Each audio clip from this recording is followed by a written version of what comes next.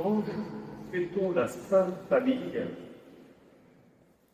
L'évangile de ce jour regarde avec tendresse la personne la plus discrète des évangiles, mais ô combien admirable, Saint Joseph. C'est à travers des songes que Dieu s'adresse à nous, homme simple et silencieux.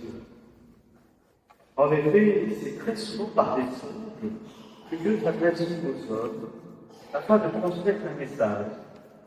Jacob, le parrain de Mère, Samuel, au premier livre de Samuel, Joseph, fils de Jacob, le parrain de Mère, Daniel et bien d'autres. Le message transmis par les songes peut être une instruction, un avertissement, une révélation ou une direction à suivre. Il ne faut pas confondre le songe avec le rêve, car le rêve en général s'évapore, l'esprit vagabonde sans retenue. Par le songe, Dieu choisit toujours le moment le plus opportun pour être entendu, pour transmettre sa parole qui bouleverse et transforme la vie de celui qui est interpellé. Dieu intervient dans l'intimité de la personne. Il y a comme une confidence, une parole de confiance. C'est pourquoi les songes sont donnés aux hommes qui sont attentifs et disposés à écouter. À Joseph, homme juste et bon, Dieu confie Marie et l'enfant qu'elle porte en elle, alors qu'il avait en secret décidé de la répudier. Dieu lui demande d'accepter d'être l'époux de Marie et le père de l'enfant. Quel exemple remarquable! Avec confiance, il obéit humblement à la volonté de Dieu. Son oui silencieux est un oui sage, comme celui de Marie. Il agit comme cela lui est demandé, sans attendre, sans contester, sans tergiverser. Face à des situations de danger pour nos proches, nos enfants, savons-nous écouter avec sagesse et humilité les appels qui nous sont adressés?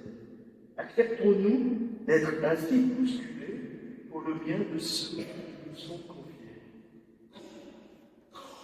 Dieu le Père donne à Joseph la responsabilité d'être le père de son enfant, Jésus-Christ, Dieu fait homme.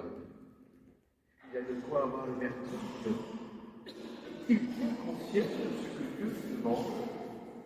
Mesure-t-il l'impact de cette mission, de cette responsabilité? Personnellement, je ne le pense pas. Et c'est cela la force de Dieu, c'est d'accompagner celui qui accepte sans bien comprendre ce qu'on lui demande, mais qui agit par crainte, par amour de Dieu. C'est de faire confiance, se laisser guider par celui qu'on aime.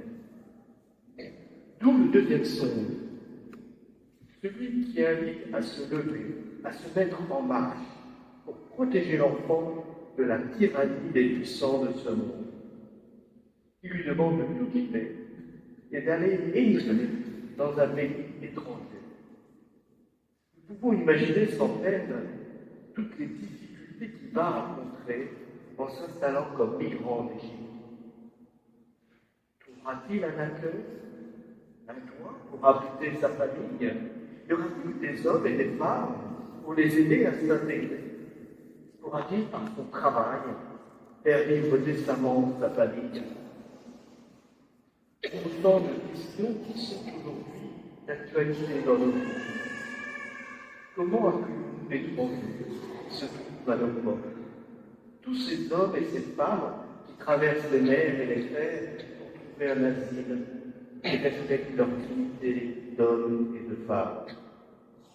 Sommes-nous capables aujourd'hui de nous lever et de quitter notre confort pour aller à la rencontre de l'autre, d'accepter de d'accueillir l'inconnu? Auprès de Saint Joseph, homme de silence, de la confiance, apprenons à accueillir Dieu sans tout comprendre, à découvrir dans la foi et la douceur. Lui, le Père attentif, et discret, a veillé sur Marie et l'enfant Dieu. Il veille aussi sur chacun de nous.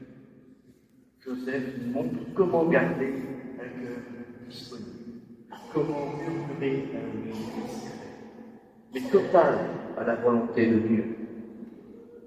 Avec Marie, l'enfant Jésus, qui s'est rendu vulnérable en nous-mêmes, accueillit la volonté de Dieu dans nos vies. Tournons maintenant notre regard vers Marie, qui tient dans ses bras ce tout petit être. Elle est toute attendrie, toute donnée à ce petit être qui lui est confié et qui attend tout d'elle.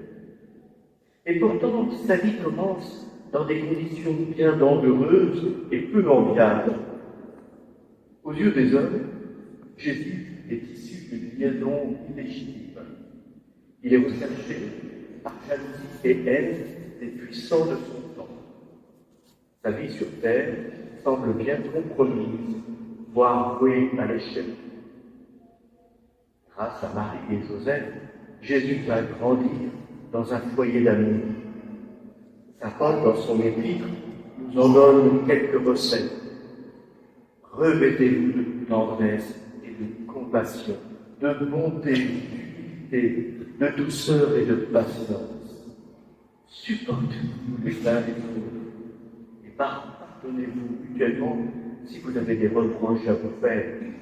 Par-dessus tout, ayez l'amour, qui est le lien le plus parfait, et que dans vos cœurs règne la paix du Christ, à laquelle vous avez été appelés, vous qui formez un seul corps. Marie, comblée de grâce, c'est que son enfant est le Messie, le Sauveur tant attendu, celui qui délivrera l'humanité de l'emprise du péché. Consciente de l'immense confiance que Dieu le Père lui manifeste, humblement, elle confie avec un amour indéfectible son devoir de mari. C'est pourquoi, sur la croix, Jésus lui confie sa mère, vous et moi, et toute l'humanité, afin que tous bénéficient de toute sa tendresse maternelle. Chaque jour, chaque heure, chaque minute, elle nous invite à accueillir l'amour que Jésus veut verser en nous. Le Christ passionnément nous désire pour qu'ensemble, nous soyons un peuple de frères et de sœurs, une grande famille où chacun trouve chaleur, joie et paix. Tel est l'esprit de famille qui donne vie. Je rajouterai un message de sa nouvelle. Il y a dans l'homme plus que l'homme. L'homme vrai est plus que lui-même parce qu'il y a en nous le sanctuaire éternel. Donc, nous ne pouvons nous approcher de nous-mêmes que sur la pointe du pied. Saint Jean nous appelle à demeurer dans ce sanctuaire du cœur où Dieu habite. Avec Marie et Joseph, sachons accueillir Jésus dans nos vies. Apprenons à l'écouter, à agir comme il le désire, pour le bien de tous nos frères et sœurs, à aimer comme il nous aime. Amen.